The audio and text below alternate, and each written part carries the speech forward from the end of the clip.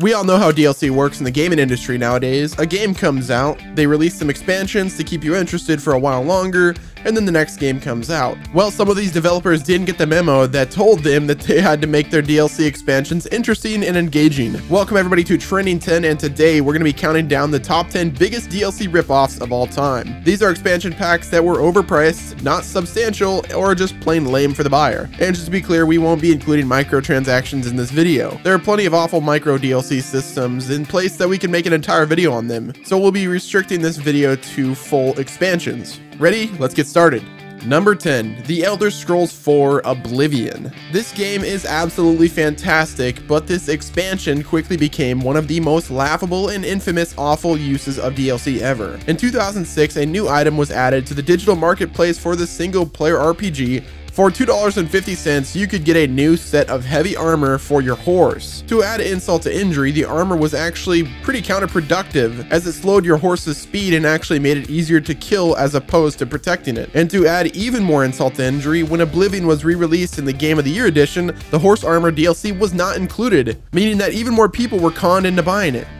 Number 9, The Saboteur. Developed by Pandemic Studios and released in 2009, The Saboteur had you play as a man living in German-occupied France during World War II. The game itself was decent and it had some pretty good moments, but what The Saboteur is best remembered for is its laughable use of DLC. There is a strip club in the game that you can visit, although all of the actual nudity is censored. Well, Pandemic and EA decided to release an expansion called the Midnight Club for $5 that did one thing: remove the nudity censorship. So not only did the game have a good amount of bugs and technical issues that were never fixed, but the developers charged the player $5 just for a bit of digital nudity. And to add insult to injury, if you actually paid for this expansion, EA shut down the game's server just a short while after the expansion, erasing the Midnight Club DLC from existence. And they kept your money, meaning you literally paid $5 for nothing.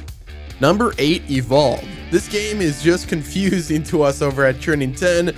Leading up to the release of Evolve, hype was through the roof. It was an interesting concept, allowing one player to control a huge monster and try to escape the other players, who are controlling human hunters and trying to kill off the monster before the game timer runs out. While Evolve was fun for a game or two, it was heavily criticized for the lack of content, as the game pretty much only had one way to play, and the novelty of this wore off fast. Not to mention, this thing was sold for a full $60. Things got even more insulting when the DLC was released and you had to spend over $130 to own all of the add-ons, with simple gun camos being priced at $2 and new monsters being slapped with a whopping $15 price tag. Evolve was eventually forced to take on a free-to-play model in order to keep existing. Although the game is pretty much dead now, and I think it's safe to say the lack of content and excessive DLC is to blame for that. Number 7, Star Wars Battlefront in 2015. This reboot of the classic Battlefront series definitely frustrated a lot of fans when it came out due to its embarrassing lack of content and the complete disregard of what made the originals so great. However, what frustrated gamers even more was EA's exploitation of the DLC system, demanding that players pay an extra $50 for a season pass that would add more content into the game. And in all honesty, that all should have been with the game to begin with. None of the DLC expansions for the 2015 Battlefront were very substantial, and they were laughably overpriced. Hopefully Battlefront 2 will fix the mistakes of the first game, as it is not going to have any DLC or expansions, although it's going to be heavily reliant on microtransactions and their loot box system that they have since changed from the beta. Number 6, Battlefield 4. Aside from launching completely broken while still demanding that you pay for the season pass before the game was fixed, Battlefield 4 had another claim to fame when it comes to how not to treat a respected franchise. As if it weren't enough for Battlefield 4 to constantly push DLC in your face despite the fact that the game was unplayable, it also offered something called Ultimate Shortcut Bundle for $49.99, just $10 less than the price of the game. This bundle would get you every single weapon and equipment piece in the game, so you wouldn't have to grind for it in multiplayer, which really doesn't take long if you actually play the game. This just added to the overall insulting state of Battlefield 4 at launch. Not only was the core gameplay unplayable, but EA was demanding that you pay an extra $50 for the season pass and another $50 so that you wouldn't have to actually play the game.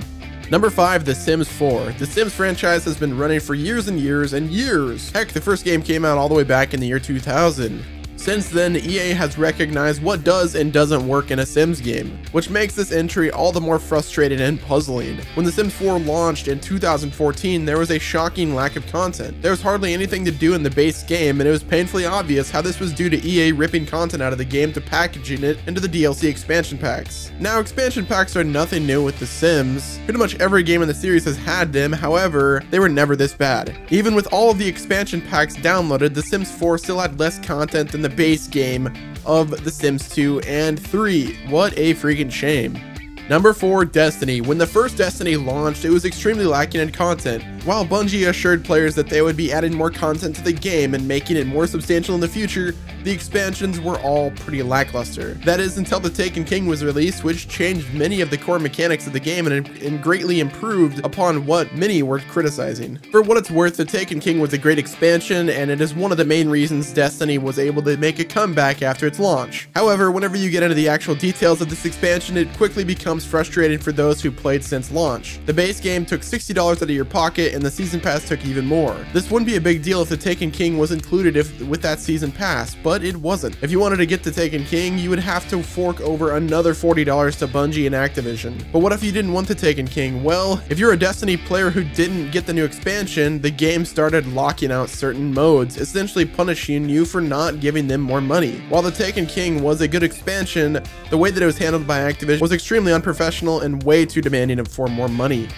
Number 3, Asuras Wrath. Released in 2012, Asuras Wrath was a very stylish beat-em-up from Capcom that followed a demigod named Asura as he tries to bring an end to those who betrayed him. It's a classic story of action and revenge, and the game itself is quite good. However, it got a lot of negative attention for its terrible DLC practices, which Capcom was known for at the time. While the story was a blast, the ending frustrated pretty much everyone who played it, because the game abruptly ends and then tells you that you have to pay an additional $7 for the real ending. While some games end openly so that they can set up expansions and DLC, this one was different, as it was Capcom literally cutting the ending out of the game and charging extra for it, for no reason. Thankfully, Capcom has gotten better with their DLC practices, but this was just bad. Number 2, Street Fighter Cross Tekken. Speaking of Capcom's DLC practices, we have another one of their games at number 2. Released in 2012, this game brought the two iconic fighting game franchises together in a big way, and it was a ton of fun. However, soon after the game's release and announcement of DLC characters, it was revealed that all of the downloadable characters weren't downloadable at all. In reality, the DLC characters were already on the game disc and simply locked behind a paywall, essentially meaning that you were paying for these characters twice. Capcom tried to justify this decision by saying that they were storing the characters on the game disc in order to save hard drive space for the player, but they were heavily criticized by both gamers and critics for forcing the players to pay for characters that they technically already paid for. Last but not least, at the number 1 spot, The Amazing Spider-Man. When Sony rebooted the Spider-Man series with Andrew Garfield as their leading man, audience reception was mixed to say the least, mainly due to the movies being pretty average and unnecessary. But the only thing more unnecessary than the Amazing Spider-Man movies were the games that went along with them. The first Amazing Spider-Man game wasn't all that bad, but it wasn't all that good either.